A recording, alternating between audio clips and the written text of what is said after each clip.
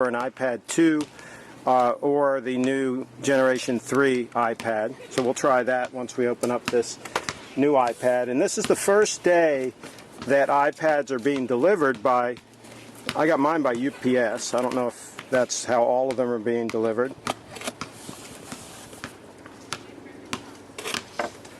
Okay.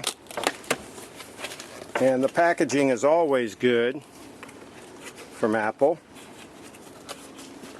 And we can see here that this is no exception. Pulling it out. Here we go. Let's put this off to the side.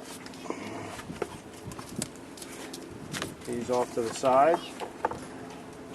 And there we have the box that it comes in. And it has plastic on it. So what we'll do is we'll just score this a little bit. And then we should be able to take this plastic right off of here.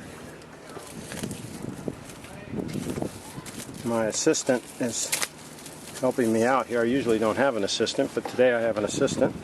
And you can see here, and I'm trying to do this without bumping the tripod too much. Here's the box that it comes in. It is a smaller box than previous iPads. Apple's trying to use as little packaging as possible because, you know, to save the environment, because all this gets thrown away. So now I'm going to open this up.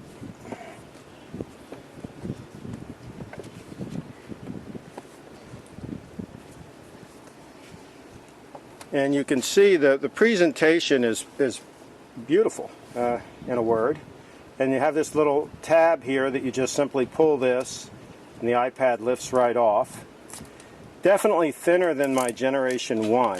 And at the end I'll show my Generation 1. I'll compare it to this one. I did not buy the Generation 2 iPad, which was supposedly a little bit thinner than this one. But this is very thin. This is really as thin as I would think you would need. And it's beautiful. It's a white one. The other one I got is a black one, the Gen 1. So, and I've got my engraving on here, craigship.com, twitter.com/craigship. That's all spelled correctly. iPad, 64 gigabytes. Okay. So, and in the box is the charging block, some paperwork, the cord for syncing, and that's about it. So that's how it comes packaged. So next we're going to take a look at the thing powered up. Actually, next we're going to show the smart cover on it. So let me just pause this recording. Okay, and the smart cover also comes in neat packaging. Take this tab and push it up. And this comes out. And this particular one is the red leather one. Whoops. And smart cover attaches magnetically. Let's take this out of the box. Now I don't have my tab anymore, so I've got to upset it. So if we take this, it just, there we go, attaches magnetically, and it lines up exactly because of the way the magnets are set up. And then you can fold it back like this, and you can use it as a stand. I'm trying to do this in such a way that you can see it. Well, now that I'm upside down. So I would have to do it like this, okay? And you can stand it up like that. A little breeze now, you'll probably pick that up. Probably stand it like that. And we can stand it like this. So those are the three ways you can stand that up. Then you just kind of unfold this and it covers the iPad safely. So there you go, that's the smart cover. We've seen those before. Of course, they had them for the iPad 2, and now this is the Generation 3 iPad. So we're going to take a look, and I'll have some comments once I boot it up and transfer some programs over and we try it out. Okay, I'm rebooting the iPad.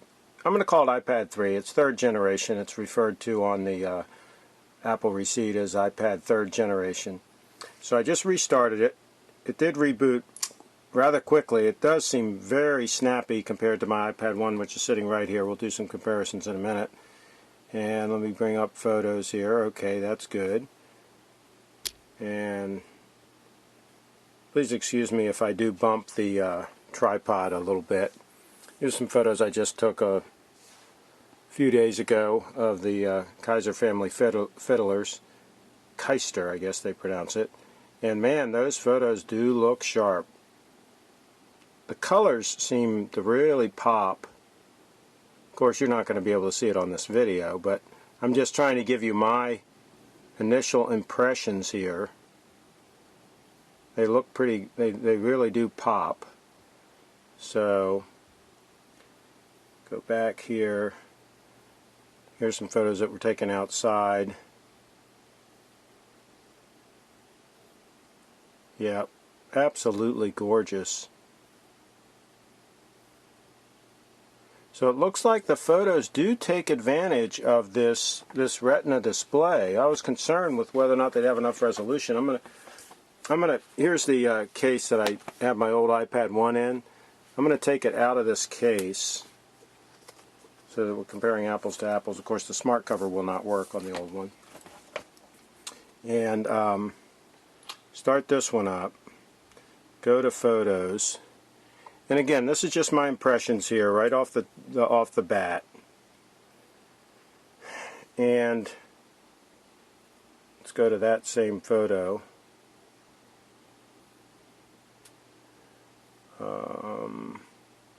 Actually, let's go to the first photo, which was a landscape format. And I'm looking at them side by side here. Again, you're not going to be able to tell much in the video, but just right off the cuff, my first impression. Oh, this isn't the same one. There we go. Definitely a difference on the iPad 3rd generation. It seems to pop a little more, seems to be a little clearer.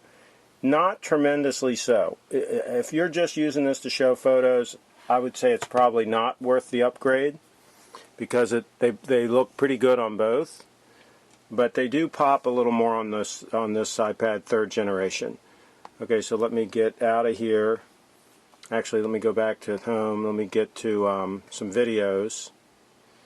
And again, what's interesting about this is these videos, this is a 960 by 540 resolution video, so it's not a full 1080p video. And so I don't know what iTunes is going to do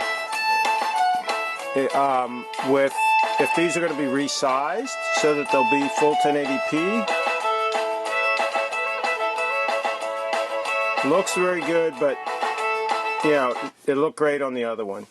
So that's a question that I have not heard discussed between the original iPad or the iPad 2 and this new higher res display is how are they going to handle that? Are they going to reformat the movies so that they're in 1080p? Okay, and so if I do a movie now and I'm going to do this movie and I'm going to test with it and it's 1080p, is it going to be put onto the iPad as 1080p?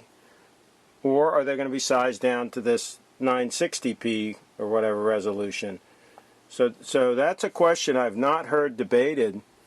So this one is 960 by 540.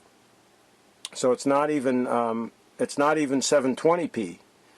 So how are the movies going to be treated? And photos, are they going to be put on in higher resolution so that it really shows off the benefits of this new screen?